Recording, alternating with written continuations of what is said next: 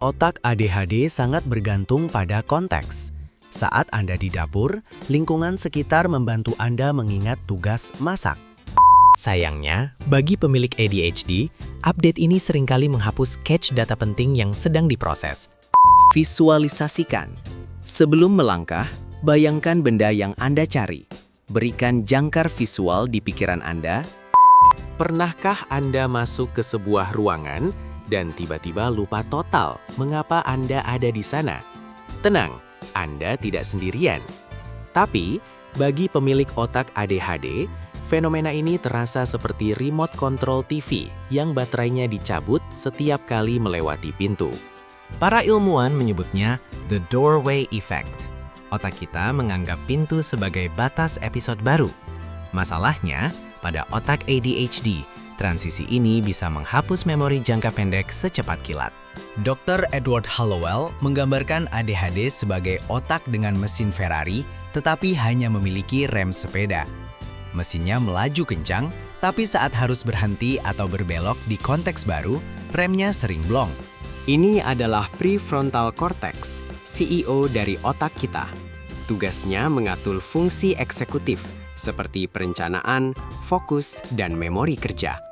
Pada ADHD, CEO ini seringkali sedang sibuk main game atau melamun saat dibutuhkan.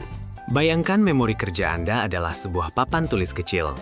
Pada orang neurotipikal, papan ini cukup untuk menulis ambil kunci dan matikan kompor. Tapi pada ADHD, papan tulis ini sangat kecil dan mudah terhapus oleh gangguan sekecil apapun. Tahukah Anda, rata-rata manusia hanya bisa menyimpan 4 hingga 7 informasi di memori kerja. Bagi ADHD, angka ini bisa turun drastis saat ada perubahan lingkungan. Benar-benar kapasitas yang terbatas. Otak ADHD sangat bergantung pada konteks. Saat Anda di dapur, lingkungan sekitar membantu Anda mengingat tugas masak.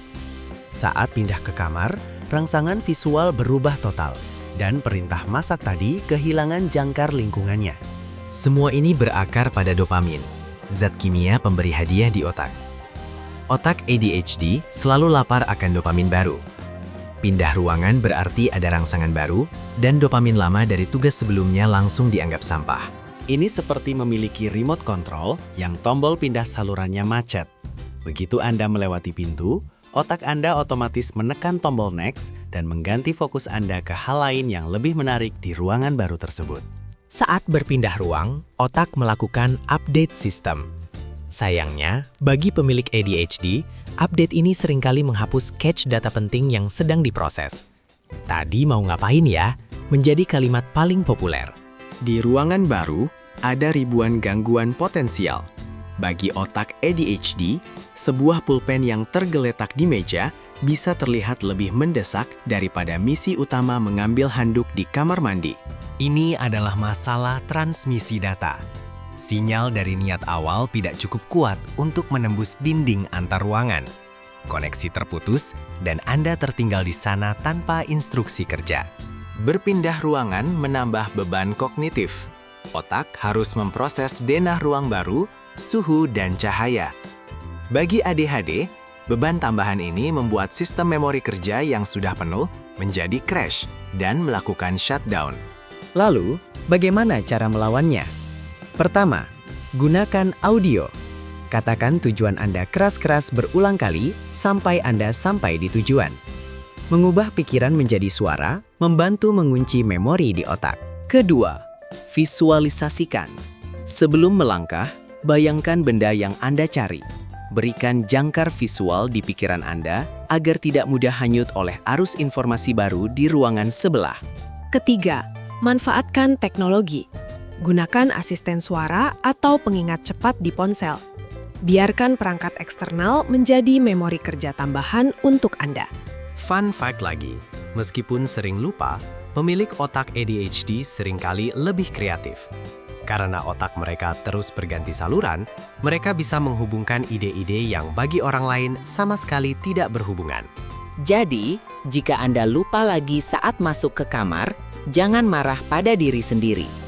Itu hanya cara unik otak Anda memproses dunia. Anggap saja itu sebagai refresh system yang sedikit terlalu antusias. Intinya, perbedaan struktur otak dan cara kerja neurotransmitter membuat transisi antar ruang menjadi tantangan nyata bagi ADHD. Memahami sains di baliknya adalah langkah pertama untuk menguasainya. Apakah Anda sering mengalami misteri remote control ini? Bagikan cerita lucu Anda di kolom komentar. Jangan lupa like dan subscribe untuk petualangan sains berikutnya.